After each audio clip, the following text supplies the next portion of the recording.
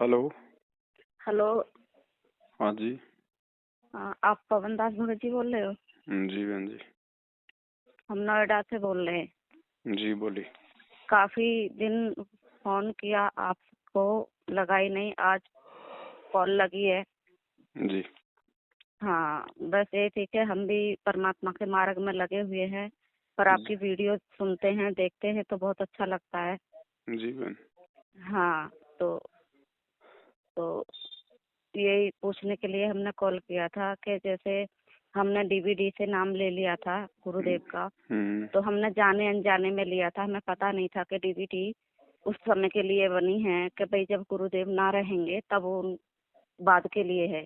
जी। पर वो सीडी से हम नाम उपदेश ले आए थे और हम भक्ति जब करने लगे तो उसके बाद भी हमसे दान के लिए पैसा जब लिया गया तो 2100 रुपए हमसे लिए गए, तो हमने उस समय पे तो हमने दे दिए। तो हमने ये कहा कि देखो, दान के लिए तो ये होता है कि भाई कहीं भी हम जाएं अपनी इच्छा अनुसार हम देते हैं। तो उन्होंने कहा कि ऐसे नहीं होता, 2100 रुपए देने होते हैं ज्योति के। जिन ज्योति के थे, जन किसी चीज के थे, पाठ विकास के लिए। तो मन की अच्छा हमने दे दिए खुशी से। जब हमने पहली बार आपकी वीडियो देखी तो तब हमें लगा कि भाई हमने जो गलती की है, ये गलती हमसे बार बार अगर हो गई तो हम पाप के भागीदार ना बन जाएं, क्योंकि इस समय पर गुरुदेव भी नहीं है। तो बस यही सोच कर लिया कि हमने उनसे बात करना भी सब कुछ बंद कर दिया। हमने बात भी नहीं की। एक बार हमने उन्हें बताने की कोशिश की कि हमने ऐसे ऐसे बात सुनी है, तो उन्होंने कहा कि तुम किसके चक्कर में फंस गए। मन की देखो, ऐसा है, जब भगवान ने दिमाग भी दिया और बुद्धि भी दी है ना, और सत्संग में भी हर भेद को खोल के बताया, तो परमात्मा ने दिमाग भी इतना दिया है कि बच्चों क्या सही है और क्या गलत है। तो मन की हम किसी के कहे से ना, हमने तो जो चीजें अच्छी लगी है उस पे कदम रखा है। जी। तो उन्होंने कहा कि भाई ये तो तुम बहुत गलत कर रहे हो, तुम्हारा नाम खंड होगा। मन की जब नाम खंड होगा तो परमात्मा अपना देखेंगे, जब हमारा नाम खंड होगा। मन की उस चीज का परमात्मा कहते हैं कि बच्चों तुम्हें पता लग जाएगी जब नाम खंड होगा। तो ऐसा तो कुछ भी नहीं हुआ। उस समय पर जब हम नाम लेके आए थे तो मैं और मेरी बेटी दोनों हम लेके आए थे नाम उपदेश, परमात्मा की किताबें पढ़ी, बुक पढ़ी और सत्संग सुने। तो हमें एकदम लगा हृदय से कि भगवान हमसे अब आके नहीं आके मिले तो नाम उपदेश लेके भक्ति करनी है और ये जीवन को बिल्कुल पार उतारना है। उस समय पे मेरे पति को भी बीमारी थी, टीबी की बीमारी थी। उनसे भी हमने कहा कि आप भी ले लो, तो बस वही था कि वो थोड़े कान के कच्चे थे, किसी ने कुछ बोल दिया तो समझ नहीं पाते थे। और हम जब तक उस बात पे विश्वास नहीं करते थे कि जब तक हम अपने कानों से अच्छाई या सच्चाई ना सुन लें। जी। उन्होंने नाम उपदेश लिया तो अपनी मर्जी से लिया, डीवीडी से नहीं लिया, उन्होंने ऑनलाइन लिया।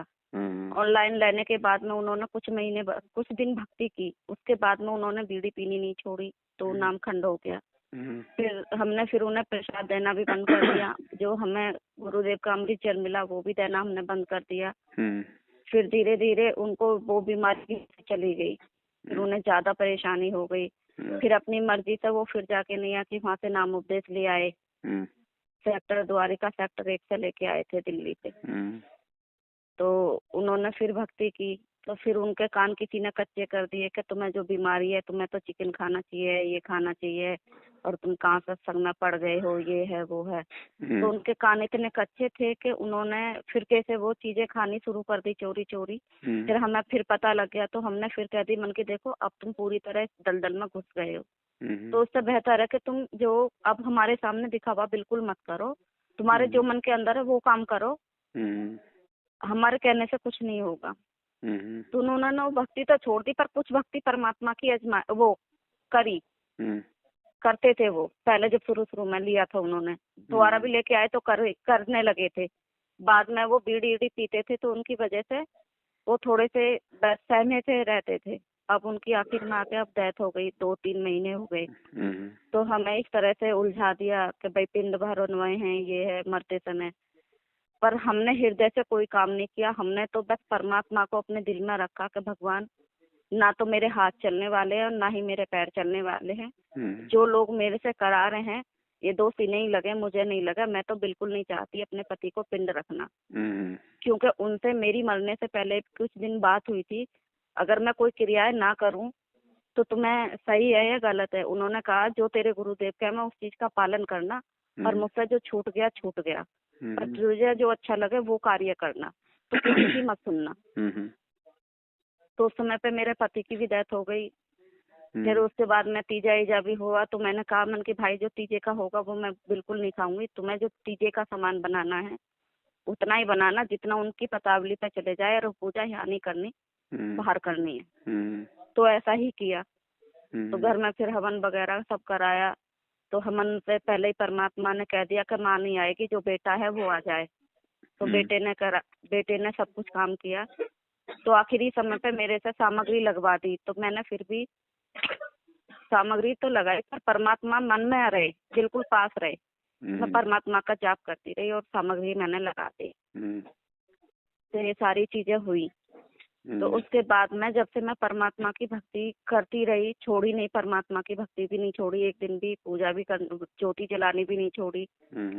ये सब चीजें, जिस बेटी ने नाम उपदेश लिया था उस बेटी की शादी तो हम देखो जगत वाले से हो ही है, और वो शादी वो अपने हाथ से करके गए थे। 5 दिन से एक शेर में ही किया था उन्होंने जो भी किया था। पर इस बेटी की शादी में भी बस नॉर्मल तरीके से ही शादी विवाह करके उन्होंने भेज दिया था इस बेटी को। पर हाँ, शादी बेटे वाले की तरफ से जो भी हुआ उनकी तरफ से हुआ, हमारी तरफ से कोई रस्म ना हुई, ना कोई ऐसी चीजें हुई। बस सादा सिंपल हुआ। बेटी ने भी कर लिया कि भाई ठीक है। बस ये था कि एक शादी का जोड़ा जो हल्का फुल्का मेकअप था सिर्फ वो ही किया। उसके बाद में उसने परमात्मा को क्षमा याचना 15 दिन पहले ही लगानी शुरू कर दी कि गुरुदेव मैं अगर नहीं करूंगी तो मेरे भगवान को दोषी बताते रहेंगे ये लोग, ये जगत वाले हैं, ये नहीं समझेंगे, मैं जानती हूँ आप जानते हैं। बस मुझे इतनी छूट देना कि बस मैं हल्का सा ये कर सकूं, और उसके बाद में मैं बिल्कुल कभी नहीं करूंगी। तो कभी ये करती नहीं है। ससुराल में सब बोलते हैं कि मेकअप नहीं करती है, ये नहीं करती है। इसने कहा कि जैसे मेरे गुरुदेव की आज्ञा होगी मैं वैसे ही पालन करूंगी। पति भी नहीं चाहते कि मेकअप करो, वो भी कहते हैं कि ठीक है जैसा तुम्हें अच्छा लगता हो वैसे करो, अगर बाहर मेरे साथ में चल रही हो तो हल्का फुल्का कर लो, आके घर में उतार दो, जो लोग तुम्हें देख के कुछ बोले नहीं, या मेरे घर वाले कुछ देख के नहीं बोले।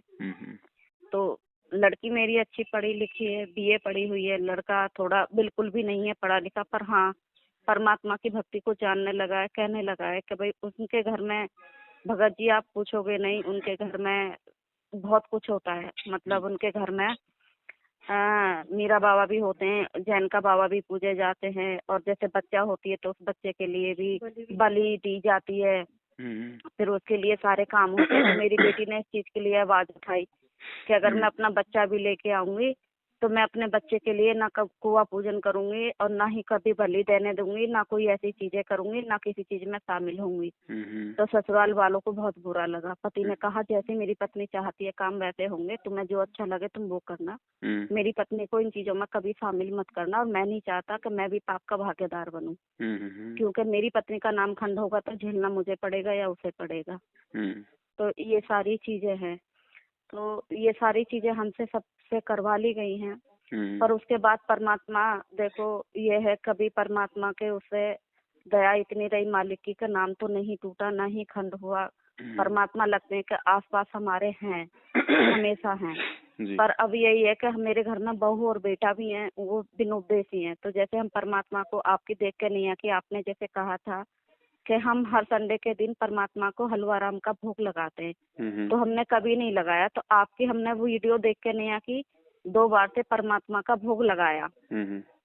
तो पहले दिन तो हमने हलवा राम का भोग लगाया, जब अगले संडे आया तो हमने हलवा राम का भोग लगाया, केला लेके आए हम और संतरा मंगाए, उनके साथ में परमात्मा का भोग लगाया। तो उसके तीसरे दिन हमें देखो रास्ते चलते हुए हमें 100 रुपया मिले, और 100 रुपया लेने की हमारी कोई इच्छा नहीं थी, और उला के हम जा नहीं सकते थे। पर हमने वो पैसे को 100 रुपये को लिया। तो हमने अपनी बेटी से कहा कि बेटा हमें 100 रुपया मिले हैं, पर मन की पाने की खुशी नहीं है। तो बेटी ने कहा कि मम्मी जो पाया धनु परमात्मा का है, इसमें से 1 रुपया भी खर्च मत करना, परमात्मा के लिए जो तुम जोड़ रही हो 2-2 पैसे करके 4-4 पैसे करके उसी में रख दो, ये उन्हीं के लिए जब आएंगे हम उन्हीं के लिए ये दे देंगे, तुम इस चीज से बेचिंता रहो। तो भगत जी आप ही बताओ कि क्या कुछ सही है या कुछ गलत है? देखो इसमें 2 बातें बहन। पहली बात तो परमात्मा ने रंका और बंका की आपने अगर कहानी सुनी हो, वो बहुत ही ज्यादा वो गरीब थे, और वो इतने गरीब थे कि झोपड़ी में रहते थे और जंगल से अपनी लकड़ियां तोड़ के लाते थे, दोनों पति पत्नी, रंका और बंका। नामदेव जी उनके संपर्क में थे उस समय, कबीर परमात्मा आए हुए थे। तो नामदेव जी ने कहा कि परमात्मा, ये दोनों आपके भगत हैं, बहुत गरीब हैं, परमात्मा इनको थोड़ा बहुत इनको धन दे दो। तो परमात्मा ने कहा कि बेटा ये धन नहीं लेते, मैंने बहुत कोशिश की है। लेकिन नामदेव को विश्वास नहीं था कि परमात्मा आप दोगे तो ये क्यों नहीं लेंगे। तो बोला चल भाई आज इनको धन दे देते हैं। तो वो जंगल से दोनों लकड़ियां अपने सर पे रख के ला रहे थे। कच्चे रास्ते हुआ करते थे। कबीर परमात्मा और नामदेव जी जो है उनके आगे आके और साइड में मतलब झाड़ियों में छुप के खड़े हो गए और रास्ते में कबीर परमात्मा ने सोने के जेवर डाल दिए। तो वो जो पति था, जो रंका, वो था आगे और वो बंका थी, वो थी बेचारी, वो पीछे पीछे आ रही थी। अब जैसे ही सामने से रंका ने जब वो जेवर देखे सोने के, तो उसके मन में आया कि भाई औरत का दिल कच्चा होता है और गहनों में उसकी आस्था ज्यादा होती है, कहीं ऐसा ना हो कि मेरी पत्नी की नजर गहनों पे पड़ जाए और कहीं फालतू में उसके वो कर्म खराब हो जाए इसको उठाने के चक्कर में। तो उसने उनके ऊपर मिट्टी डालनी शुरू कर दी। अब देख उसकी पत्नी ने भी लिया पीछे। तो उसकी पत्नी ने कहा कि जी चलो चलो, क्यों मिट्टी पे मिट्टी डाल रहे हो, अपने किस काम के। तो दोनों उनको छोड़ के वहां से आगे बढ़ लिए, उन्होंने उसको उठाया नहीं। तो परमेश्वर का ये सत्संग हमें ये शिक्षा देता है कि पहली बात तो हमारे सामने चाहे दुनिया के चाहे पैसे पड़े हो, चाहे धन पड़ा हो, चाहे सोना चांदी लाल हीरा मोती कुछ भी पड़ा हो, हमने उनको मिट्टी समझ के हमने उनको पार करके आगे निकल जाना है। ठीक है। दूसरी बात, थोड़ा बहुत यदि हम जैसे ज्ञान नहीं समझ पाते हैं परमात्मा का इतना, तो फिर परमात्मा ने बताया कि चलो आपने उठा लिया तो वो भी आपने ठीक किया। अगर कोई दूसरा उठाता नालायक तो बीड़ी सिगरेट पीता, दारू पीता, उल्टे काम में लगाता, आप कम से कम उसको उठाओगे तो अपने मालिक के दरबार में रखोगे या अपने गुरुदेव को दोगे, तो उस नालायक के भी थोड़े बहुत कुछ अच्छे कर्म बनेंगे। ठीक है। तो आपने अगर उठा लिया है तो कोई दिक्कत नहीं, लेकिन धन वो परमात्मा का है, वो गुरुदेव के हाथों में जाना चाहिए। अन्य किसी भी प्रकार की सेवा में वो पैसा जो है वो नहीं लगना चाहिए। ठीक है ना। तो आप उसको रखो, जब परमात्मा आए तो परमात्मा को सुपर्द कर देना। बिल्कुल। और जैसे हम आरती करते हैं भगत जी, तो जैसे आरती पे चलती, आरती पे जैसे चाय पानी बन जाती है, बच्चे दे देते, तो हम पी सकते हैं या नहीं? दो बातें हैं बहन जी। अगर ज्ञान हो गया तो पहली बात तो आरती हमने स्वयं करनी है, अपनी भक्ति बोध अपने हाथ में लेके अपने मुख से आरतियां करनी है हमें। गुरुदेव ने केवल जो वीडियो बनाया है केवल हमारे को सिखाने के लिए कि भाई जैसे मैं मेरे गुरुदेव के लिए बैठ के हाथ में भक्ति बोध लेके आरती कर रहा हूँ ना, ऐसे जब तक तुम भी अपने गुरुदेव के लिए आरतियां नहीं करोगी, आरतियां स्वीकार नहीं होती है। अच्छा। ये जो वीडियो बना था ये परमात्मा ने इमरजेंसी के लिए बनाया था, क्योंकि जिस समय शुरुआत का समय था भक्ति का, हर आदमी जो है वो नहीं कर पाता था, इतना ध्यान भी नहीं दे पाता था। तो परमात्मा ने हमारे को उस कर्म दंड से बचाने के लिए कि भैया मैंने तुम्हें 3 समय की आरती दी, अगर तुम नहीं करोगे तो तुम मेरे दोषी हो जाओगे।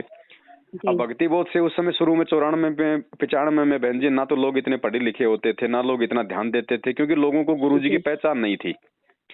तो परमात्मा ने फिर ये वीडियो बनाया सन 2000 में, यानी 94 में नाम देने लगे। उसके 6 साल बाद परमात्मा ने ये आरतियों का वीडियो बनाया।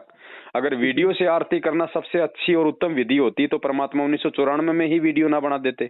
उस समय भी तो थे ये वीडियो बनाने के साधन। पर भगत जी हम अनपढ़ हैं, बिल्कुल हम पढ़ नहीं पाते, पर इतना है कि गुरुदेव की जब आरती चलती है उसके अनुसार हम बोलते रहते हैं, गाते रहते हैं, उठते हम जब ही हैं जब आरती समाप्त हो जाती है। चलो कोई बात नहीं, जब तक आप जी भैया आपको आरतियां याद नहीं होती हैं, या जब तक आपको इस बात का अच्छे से अपने अंदर मतलब महसूस नहीं होता है, तब तक आप वीडियो से भी करती हैं तो भी कोई दिक्कत नहीं, कोई परेशानी नहीं है। लेकिन वीडियो से आरती लंबे समय तक हम नहीं कर पाएंगे बहन, क्योंकि देखो हम आरती किसके लिए कर रहे हैं, अपने गुरुजी के लिए जी। और साथ में हम गुरुजी को भी खड़ा कर देते हैं आरती करने के लिए। तो गुरुजी किसके लिए आरती कर रहे हैं? चलो हम तो परमात्मा से समय इतना मांग रहे हैं कि मैं अपराधी जन्म का, नक्सिक भरे विकार, तुम दाता दुख भंजना, मेरी करो संभार। हम तो चलो गुरुजी से आरती कर रहे हैं, प्रार्थना कर रहे हैं, लेकिन गुरुजी किसके लिए कर रहे हैं भाई? जब हमने मान लिया कि वो भगवान है, परमात्मा है, तो आरती तो हमें करनी है ना, गुरुजी थोड़े करेंगे। वो तो गुरुजी ने हमें सिखाया है उन वीडियो के माध्यम से। है ना। जैसे बच्चा प्रथम कक्षा में होता है तो टीचर उसको सिखाता है कि आम क्या होता है, आ से आम, ए फॉर एप्पल। जब वो बच्चा 8वीं 10वीं में हो जाता है और कहीं कोई आम का नाम आता है तो टीचर उसको बोल के नहीं समझाता, फिर ना वो बच्चा बोल के उस चीज को समझता है। तो ये जो आरतियों के जो वीडियो थे, ये परमात्मा ने हमें मतलब विधि समझाने के लिए दिए हैं, ना कि इन वीडियो से आरती करने के लिए। फिर भी जैसे कोई अनपढ़ है, कोई ऐसा भाई है, और जब तक वो अपनी मतलब सही स्थिति में नहीं आता है, जैसे भाई अनपढ़ है तो परिवार के दूसरे लोग हैं वो पढ़े लिखे हैं तो उनके साथ में कर सकता है, अपने भाई बहनों का जो वीडियो है उसको रिकॉर्ड कर सकता है, फिर जब उसको आरती करनी हो तो अपने भाई बहनों वाला आरती का वीडियो लगा दे, साथ साथ में वो भी कर ले। कहने का मतलब है परमात्मा को हमने आरती नहीं करवानी, आरती अब जो है मतलब कि हमने करनी है। बहन जी, जब गरीबदास जी का समय था, 650 साल पहले कबीर परमात्मा का समय था, उस समय कौन से वीडियो थे? हम भगत ही तो आरती किया करते थे आपस में, हाँ, है ना। तो चलो ये तो बाद की बातें हैं, धीरे धीरे समझ में आएंगी। आपका जो सवाल है वो ये है कि आरती के बीच में कोई चाय पानी बन जाती है तो हम वो क्या करें। देखो, जहां तक हो सके 99% तो ये या तो पहले पी लो या फिर बाद में पी लो, और बहुत ही ज्यादा ऐसा कोई हो मान लो तो फिर बहन जी परमात्मा की मालिक को दंडवत करके मालिक की आरती को स्टॉप कर दो, चाय पी लो, हाथ धो लो, उसके बाद फिर अपनी आरती शुरू कर लो, ठीक है ना। बाकी ऐसा अगर ना हो तो ज्यादा बेटर है, क्योंकि एक चाय के लिए हम भगवान की आरती को रोक दें, थोड़ा सा वो भी ठीक नहीं आत्मा है। को स्वीकार नहीं होता ये बात।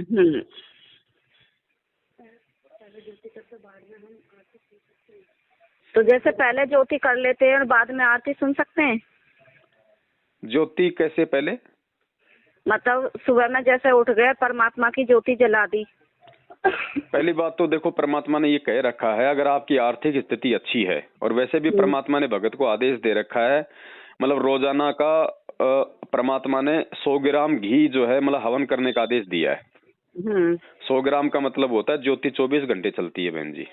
अच्छा। फिर भी अगर कोई बेचारा, अगर कोई गरीब है, नहीं इतना सब कुछ वो कर पाता है, तो परमात्मा ने कहा कि जब जब तुम आरती करो तीनों समय की या फिर 2 समय की विशेषकर, क्योंकि दोपहर को तो असुर निकंदन रमैनी है, तो परमात्मा ने इसलिए बाध्य नहीं किया कि भाई बहुत सारे भाई अपने घर से बाहर काम करते हैं तो वहां पे कहाँ पे वो मतलब ज्योत जलाएंगे।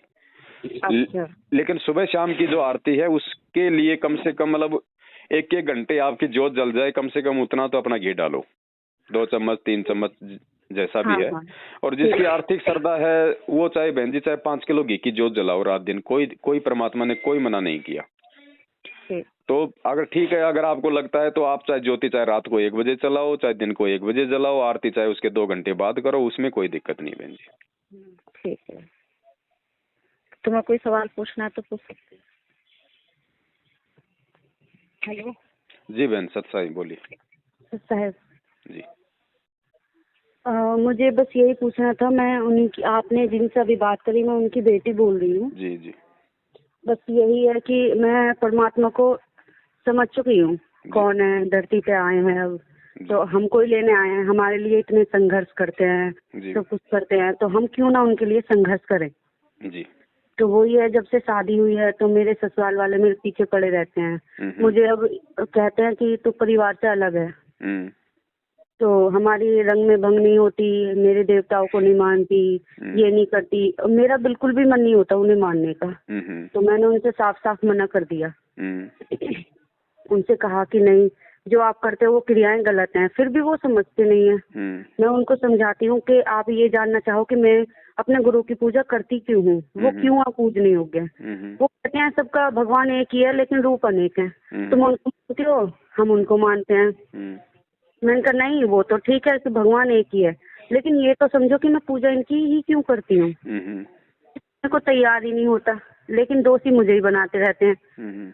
तो वही चीज है कि मैं संघर्ष तो कर रही हूँ, बस कभी गलती ना हो मुझसे, डर लगता है कि कभी ऐसी गलती ना हो जाए, कभी भगवान मुझसे रुष्ट ना हो जाए। तो संघर्ष करती हूँ। ऐसे कोई दिक्कत तो नहीं है ना घर में कभी? देखो बहन जी, ये भक्ति मार्ग है, और आत्म कल्याण के मार्ग में परमात्मा ने बताया कि ना तो अपने सगे बाप की सुनो, ना अपनी सगी माँ की सुनो, ना अपने पति की सुनो, ना अपने बच्चों की सुनो। बाकी आपके सांसारिक जो भी काम धंधे हैं उनमें आपस में परिवार के सास ससुर की, माता पिता पत्नी की अपनी सलाह लो, उसमें काम करो। लेकिन जहां आत्म कल्याण की बात जहां पे आ जाती है और आपकी भक्ति में अगर कोई बाधा उत्पन्न करता है, तो परमात्मा ने बताया कि किसी के बाप की नहीं सुननी है, फिर वही करना है जो आपके गुरु ने आपको सिखाया है। मीरा ने फिर किसी की सुनी नहीं थी, मीरा ने फिर छोड़ दिया था वो परिवार, और जाके वृंदावन में अपनी भक्ति करने लग गई भगवान के आश्रय होके।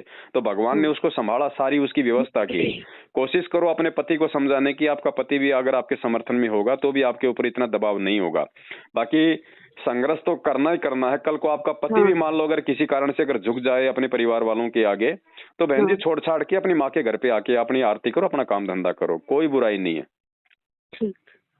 लेकिन लेकिन भक्ति नहीं छोड़नी बहन जी, ये मर्यादा नहीं तोड़नी परमात्मा की। नहीं छोड़ूंगी किसी भी कीमत पर। इतनी मुश्किल से मिले हैं, इतनी मुश्किल से बहुत ज्यादा। और फिर जो संघर्ष करता है ना, फिर उसके साथ में भगवान होता है, वो अकेला ना समझे अपने आप को। सही है। और बस यही होता है ना कि चिकन वगैरह लाते हैं ना, तो वो कहते हैं उनके साथ के लिए रोटी बना दो। अगर मैं रोटी बनाने के लिए मना कर देती हूँ तो कहते हैं बताओ हमारे खाने के लिए मना कर दिया। स्पष्ट मना करो, बिल्कुल मना कर दो। अब कुछ नहीं चलेगा, कोई फॉर्मेलिटी नहीं चलेगी। आर पार की लड़ाई है। परमात्मा धरती पे 27 साल होगी ज्ञान देते हुए। अब भी अगर हम ये छुपा छुपाई का खेल खेलेंगे तो परमात्मा नाराज होगा। बोलो जी, अगर आपको सब्जी के साथ खानी है तो मैं बना देती हूँ, अगर आप मीट के लिए खाओगे तो मैं इसमें सहयोग नहीं दूंगी। साफ बात है। चाहे वो नाराज हो कोई दिक्कत नहीं, दूसरे दिन अपना उठा के अटैची आ जाओ अपने घर पे। परमात्मा कहते हैं रूठो जग सारा, रूठे न परमेश्वर। बिल्कुल बिल्कुल बहन जी। अब भगवान प्रसन्न करना है, दुनिया को प्रसन्न करते हुए अनंत युग हो गए और इन्होंने हमें क्या क्या दे दिया दुनिया वालों ने?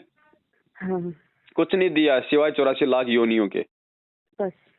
अब हमने परमात्मा मिला है, परमात्मा प्रसन्न करना है। मालिक ने कह दिया ना गलत काम करना, ना गलत काम में सहयोग करना, ना बीड़ी पीना, ना बीड़ी पीने के लिए किसी को माचिस देना, तो ना मांस खाना, ना मांस खाने के लिए किसी को रोटी बना के देनी है। भगत जी जैसे भोग लगाते हैं परमात्मा को, सुबह में खाना बनाते हैं, भोग लगाते हैं, तो उस भोग को तो हम जैसे अपने परिवार में दे देते हैं भोजन खाने के लिए। परमात्मा का भोग लगा हुआ तो बिन उद्देश्य के लिए, जैसे मेरी बहू है, बेटा है, उनके लिए हम दे देते हैं। तो बेटा मेरा कुबेर उबेर खाता है या कभी कभार शराब भी पी लेता है, तो उसको भोग देना सही है या गलत है? देखो, जो 3 दिन का जो पाठ प्रकाश होता है, जो परमात्मा जो आश्रम में करवाया करते थे ना, उस समय हमें पाठ प्रकाश का जो प्रसाद मिलता था, वो प्रसाद किसी भी अनुपदेशी को नहीं देना होता है, चाहे उसकी जान क्यों ना निकल रही हो। बाकी जैसे हम ये हलवाराम का भोग लगा के परमात्मा को भोग लगाते हैं, या नॉर्मली अपने घर पे सब्जी रोटी का परमात्मा को भोग लगाते हैं, वो आप चाहे जो मर्जी आप जी किसी भी आत्मा को दो, उसमें कोई दोष नहीं है, कोई दिक्कत नहीं। वो खाएगा तो उसके संस्कार बनेंगे। भाई अगर मीठा पानी हम किसी को पिलाएंगे तो उसमें लाभ ही है ना, सामने वाले का नुकसान थोड़ी है। और एक मान लो हम बीमार हैं और डॉक्टर ने हमारे को मतलब ठीक होने के लिए दवाई दे दी, तो वो दवाई हम किसी दूसरे को नहीं दे सकते। तो पाठ प्रकाश का प्रसाद तो समझो वो दवाई। अच्छा। जो क्योंकि वो हमारे जन्म मरण के रोग के लिए है, तो हम वो दूसरे को नहीं खिला सकते गुरु आदेश अनुसार। और एक जैसे हम घर पे हैं, कोई आ गया और हमारे घर पे मान लीजिए हमने खाने के लिए हलवा बना लिया, खीर बना लिया, तो वो तो हम रिश्तेदार को भी देंगे, वो हम सबको देंगे, उसमें कोई दिक्कत नहीं है। ठीक है। क्योंकि अभी मेरा ना बहू का बेटा हुआ था ना, तो बेटा हुआ अच्छा ठीक ठाक था, सब कुछ था। जैसे ही बहू का दूध पीने लगा तो उसको बच्चे को दर्द बन गया, पेट में करहाने लगा। तो बच्चा ना जैसे छाती से लगा लेते थे, तो ये कहता था अम्मा अम्मा, तो मैं कहती अम्मा अम्मा करके नहीं आके बोले। तो भगत जी उस पर मेरा ना दिल इतना चला गया कि इसे मैं बेटा का बेटा है तो इसे मैं अपने लिए ले लूंगी और अपने उससे पालूंगी।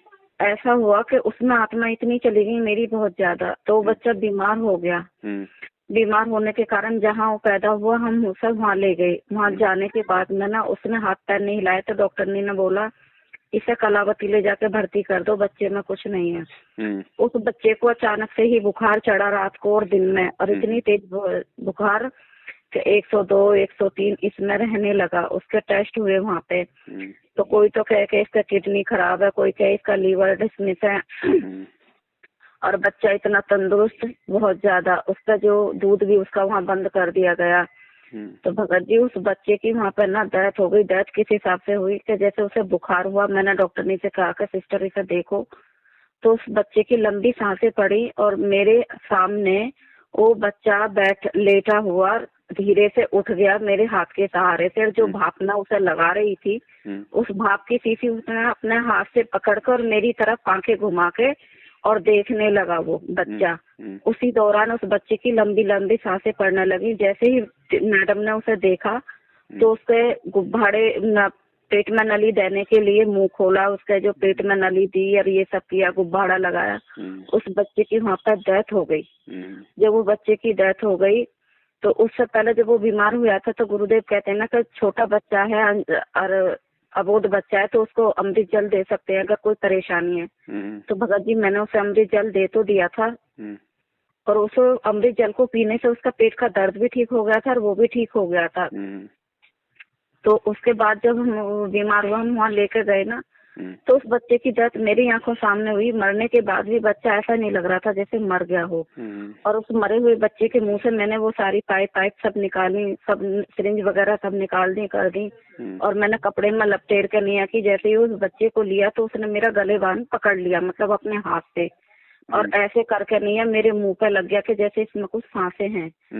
तो उस बच्चे की मोह बहुत मुश्किल से मेरे दिल से निकली, पर मैं परमात्मा को यही कहती रही, अगर परमात्मा आप बचा सकते हो तो बचा दो, नहीं तो देखो कहीं आपके नाम पे बट्टा ये लोग गाले ना लगा दें और कहीं ये नहीं कहने लग जाए कि इस गुरु को मानने लगी है और ये सब कुछ हो गया। जो कि मुझे पता है कि जो परमात्मा करता है अच्छे को ही करता है। कुछ मोह मेरा ज्यादा था और अब बाद में आके नहीं की पता चला कि अब उस बहू की माँ ने दिखाया तो उसने कहा कि इसको तो मसान का रोग है और मसान के रोग जिसको होगा उसकी औलाद नहीं जी सकती। तो ये सब चीज देख के नहीं की तो मुझे अब ये है कि भाई बेटा या तो तू भी नाम उपदेश ले ले, भक्ति कर, जब तक गुरुदेव में तो तू एक काम कर ले, संकल्प नाम दीक्षा ले ले, ऐसे ही संकल्प कर ले और रह ले। तो वो तो अभी कुछ करने के लिए तैयार नहीं है, अपनी माँ के घर गई हैं थोड़ा इलाज कराने के लिए। मैं कि तुम्हें जहाँ जाना है तुम जा सकती हो पर मुझे इन चीजों में बिल्कुल मत घसीटना। तो वो चली गई हैं, पति मेरा बेटा भी और बहू भी। तो जब से वो बच्चा खत्म हुआ मुझे सबने भे के इतना मारा, मतलब बातों से, अपनी बातों से, मेरे भाइयों ने भी, सबने। पर ये था कि इसके पापा ने कुछ नहीं कहा। उन्होंने कहा कि जो होता है अच्छे को होता है, तू अपने दिल पर बोझ मत ले, भगवान नहीं चाहते कि इनकी संतान रहे तो नहीं रही, तू अपने ऊपर बोझ मत ले। जब मैंने कुछ नहीं कहा, इतना तो मैं भी जानता हूँ कि जिन भगवानों की भक्ति ली है तो ये तो मुझे भी पता है कि भक्ति किसकी है किसकी नहीं है, ये तो जगत वाले हैं ऐसे ही कहेंगे। कोई बात नहीं है, मेरा नाम खंड हुआ है, तुम्हारा नहीं हुआ, मैं तुम्हें जानता हूँ और भगवान को भी जानता हूँ। तू रहने दे, जैसा भी है इन्हें कहने दे, इनकी बातों का कोई बुरा मत माने, मत दिल पे लगा। तो ठेस उन्होंने मेरे मन से हटा तो दी, क्योंकि उन्हें भी पता था कि अगर मैंने ज्यादा टेंशन ले ली तो कहीं ऐसा ना हो कि इसी के लेने के देने पड़ जाए। पर भगवान मेरे साथ हमेशा रहे, इतने झटके पड़े तो परमात्मा ने मेरा साथ कभी नहीं छोड़ा। ऐसे लगता रहा पल पल मेरे हाथ पास है। तो ये सब चीजें मेरे घर के अंदर हुई है। पहले पोता गया, फिर दादा गया, फिर ये सब सारी टेंशन हुई, सारी उलझने हुई। तो सब यही है कि सब यही सोचते हैं कि इसने जब से गुरु का नाम लिया है तब से ये सब कुछ हो रहा। कोई ये नहीं जानता कि भाई जिसका समय निर्धारित है वो तो जाएगा ही जाएगा। जो धरती पे आया है उसे तो जाना है ही, चाहे वो बीमारी से जाए चाहे वो कैसे ही भी जाए। तो ये सब कुछ चल रहा। देखो बहन, ऐसा है, बिना ज्ञान के हमारे जो घर के छोटे छोटे बच्चे होते हैं ना, जब कोई कुतिया जब ब्याती है ना तो उसके बच्चों को भी सोचता है कि मैं ले आऊं अपने घर पे, मैं रखूं इनको, मैं पालूं, क्योंकि वो अच्छे लगते हैं, उनका मोह है उनके अंदर। ठीक है, वो स्थिति बिना इस सतगुरु के ज्ञान के, चाहे कोई 80 साल का आदमी हो, चाहे 50 साल का आदमी हो, चाहे कोई कितना पढ़ा लिखा हो, मोह उसके अंदर रहेगा अपने परिवार वालों के प्रति, बाल बच्चों के प्रति। लेकिन जब वो बच्चा जब थोड़ा बड़ा हो जाता है ना, फिर वो खुद ही कहता है ये गंदगी करेगा, घर में रहने दे इसको बाहर रखो, इसको कुत्ते को। तो इसी प्रकार जब हमें परमात्मा का ज्ञान हो जाएगा तो ये हमारे घर में या हमारे से जुड़ी हुई जो आत्मा होती है, पोता पोती, बेटा बेटी, दोते नाती के रूप में बहन जी, हमें ज्ञान हो जाएगा कि भाई ये आत्मा परमात्मा की है, रिश्तेदार हमारे बने हुए हैं, तो हमारे पिछले जन्म जन्मांतरों के आपस की जो है वो ऋण है, वो संबंध है हमारे, और हमने केवल उन संबंधों का, ऋणों का केवल निर्वाह करना है। अगर हम बाप हैं तो हमने परिवार के प्रति जिम्मेदारी निभानी है, माँ है तो हमने अपने बाल बच्चों के प्रति जिम्मेदारी निभानी है।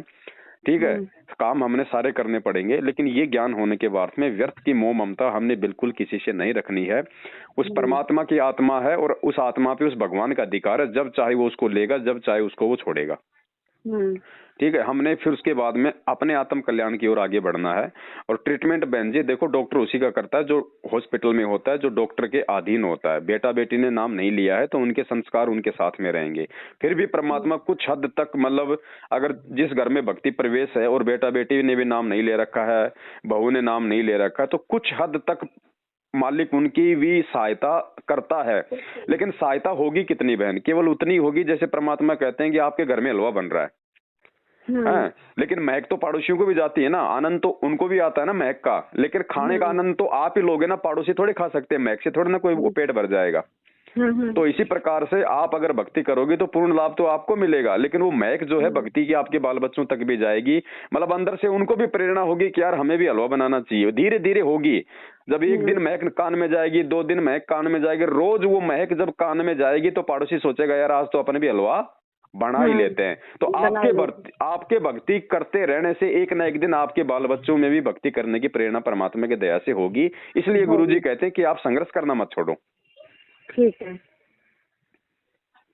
है भगत जी। सत साहेब। सत साहेब, जय हो बंदी छोड़ के।